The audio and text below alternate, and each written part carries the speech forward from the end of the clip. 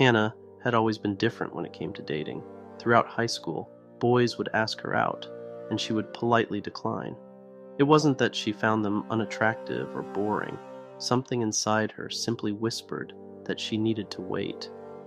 "I just feel like I'm meant for someone else," she would explain to her frustrated friends. "Someone I haven't met yet." Her friends rolled their eyes. "That's just an excuse," they'd say. "You're afraid of getting hurt." But Hannah knew better. The feeling was too strong to ignore, like a memory she couldn't quite grasp, a dream she couldn't fully remember upon waking. Years passed, seasons changed. Hannah graduated high school and moved away to college. She made new friends, who eventually stopped trying to set her up on dates. They came to accept her strange certainty that she was waiting for someone specific, though none of them understood it. On a crisp autumn afternoon during her junior year, Hannah sat in the university library, surrounded by textbooks and notes for her psychology midterm.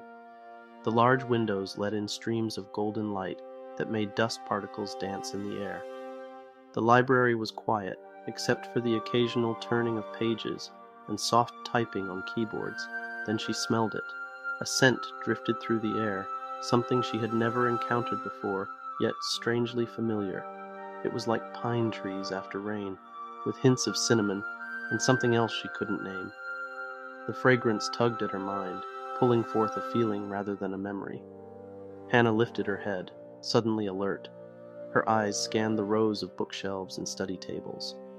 That's when she saw him. A young man walked past her table, heading toward the reference section. He wasn't extraordinarily handsome, but something about his presence made her heart race. He had dark hair that curled slightly at the ends and wore a simple blue sweater with worn jeans. Without thinking, Hannah stood up. Her chair scraped loudly against the floor, drawing annoyed glances from other students. She didn't care. She followed the scent, followed him. "Excuse me," she called softly, when she caught up to him between two tall bookshelves. He turned, eyebrows raised in question.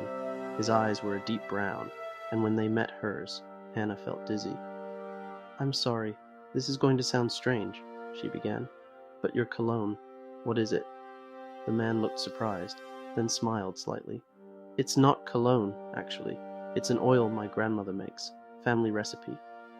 It smells like—" Hannah struggled to find the words. "Like something I've been looking for." Instead of finding her comment odd, the man's expression softened. "I know what you mean. Some scents just take you places, don't they?" "Yes, exactly." Hannah hesitated. "I'm Hannah." "Daniel," he replied. "Would you like to sit down? I feel like we're disturbing the library gods by talking between the shelves." They found a quiet corner with two armchairs. As they talked, Hannah learned that Daniel was a graduate student studying literature. He had transferred to the university just last week. "About the oil," Daniel said after they'd been talking for nearly an hour. "My grandmother started making it when I was a baby. She said it was a recipe from her homeland in Greece. It reminds me of something, but I can't figure out what," Hannah admitted. "It's like a memory that isn't mine." Daniel studied her face. "My grandmother has a theory about scents. She believes certain smells can trigger memories from past lives." Hannah would have normally found such an idea silly, but something about it resonated with her. "Do you believe that?" "I didn't," he said quietly. "Until now." He reached into his bag and pulled out a small notebook. From between its pages, he removed a faded photograph and handed it to Hannah. The photo showed a young couple, arms around each other, standing in front of an old building. The image was sepia-toned, clearly decades old. "That's my great-grandfather," Daniel said, pointing to the man, "and that's his fiancée. They were supposed to get married in 1945, but she died during the last months of World War II." Hannah stared at the photo, her fingers trembling slightly. The woman in the picture had her eyes, her smile. "The recipe for the oil," Daniel continued, his voice barely above a whisper, "was originally hers. My great-grandfather gave it to my grandmother before he died. He said it was the only thing he had left of her, the scent they created together." Hannah looked up from the photo, tears filling her eyes without her understanding why. "Why are you showing me this?" Because when I saw you just now, I felt like I've been looking for you my whole life, Daniel said simply.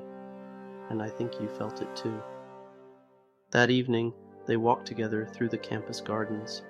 Hannah told Daniel about her lifelong feeling of waiting for someone. He listened without judgment, without doubt. 3 months later, Hannah visited Daniel's grandmother. The old woman took one look at her and began to cry. Without explanation, she went to a cabinet and pulled out a small box. Inside was a ring, simple, silver, with a small pearl. "It was meant for you," the old woman said, "in another life." Hannah and Daniel married the following spring. They never fully understood the connection between them, whether it was past lives, destiny, or simply the magic of a scent that bridged time. But Hannah finally understood why she had waited all those years. On their first anniversary, Daniel gave her a small bottle of the oil, but Hannah rarely used it. She didn't need to remember anymore. She had found what she was waiting for. The scent had brought them together, but their love existed in the present, real, tangible, and entirely their own.